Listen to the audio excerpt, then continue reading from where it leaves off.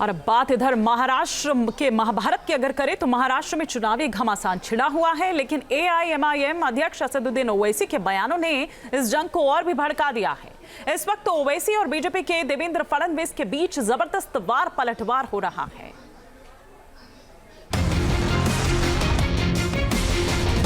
महाराष्ट्र में चुनावी रंग जुबानों से बदरंग। ओवैसी ने खोला ऐसा मोर्चा, बीजेपी ने भी नहीं बख्शा।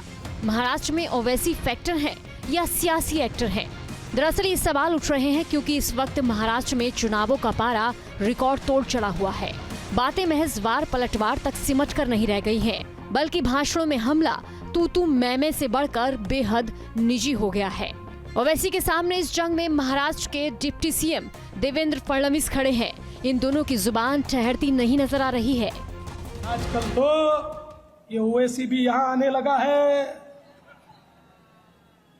मेरे हैदराबादी भाई उधर ही रहना, इधर को मत आना, इधर को तुम्हारा कोई कामा नहीं है।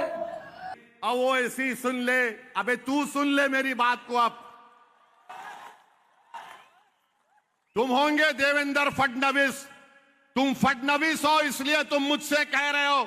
अरे मैं किसी के पैर के पास बैठकर भीख नहीं मांगता, मैं अल्लाह की बारगाह में सर झुकाकर दुआ करता हूं। भीख मांगूंगा मेरे रब से जो जमीन आसमान का खालिक है। मेरे मुकद्दर में कामयाबी है तो कोई माइकल लाल उसको नहीं रोक पाएगा इंशाअल्लाह ताला। महाराष्ट्र में इस भीषण वार पलटवार के पीछे की वजहों को समझना भी जरूरी है। दरअसल ऐसी तल्खी की पैदाइश हिंदू और मुस्लिम वोटों के ध्रुवीकरण में छिपी हुई है। एक आंकलन के मुताबिक महाराष्ट्र में करीब 12% मुसलमान है, यानी राज्य में मुसलमानों की आबादी 1,30,00,000 से ज्यादा है। इस लिहाज से 38 विधानसभा सीट पर मुसलमानों की आबादी 20% से ज्यादा है। इतना ही नहीं, 9 विधानसभा सीट पर तो मुस्लिम 40% से ज्यादा हैं। 2019 में इन मुस्लिम बहुल 38 सीटों में से 11 पर बीजेपी और कांग्रेस को जीत मिली थी, जबकि 9 सीटों पर शिवसेना, एनसीपी को 3, जबकि समाजवादी पार्टी और एआईएमआईएम को 2 सीटों पर जीत मिली थी। इसलिए हैरानी की बात नहीं है कि महाराष्ट्र चुनाव में वोट जिहाद और धर्म युद्ध के नाम पर भी ऐसे अखाड़े में लड़ाई लड़ी जा रही है। हम लोगों ने पिछले चुनाव में वोट जिहाद देखा। एक प्रकार से उनके सारे धर्मस्थलों के ऊपर बैनर लगे, पोस्टर लगे, कस्में दिलाई गई और लोगों को वोटिंग के लिए बाध्य किया गया। आज ये बीजेपी का देवेंद्र फडणवीस बोलता है मेरा नाम लेके औरंगाबाद में, सुन ले ओवैसी क्या कहता है। फडणवीस जिहाद की बात करता है और जिहाद होता है।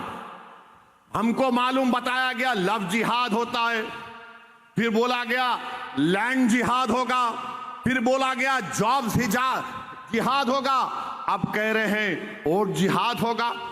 सवाल ये भी है कि ओवैसी भड़के हुए हैं या फिर भड़का रहे हैं। महाराष्ट्र में मुस्लिम आइडेंटिटी को आगे रखकर सीटों को जीतने या फिर वोटों में सेंधमारी करने में कामयाबी हासिल करने की फिराक में है। ओवैसी छत्रपति संभाजी नगर, किसी का बाप भी पैदा हुआ अब ये नाम नहीं बदल सकता।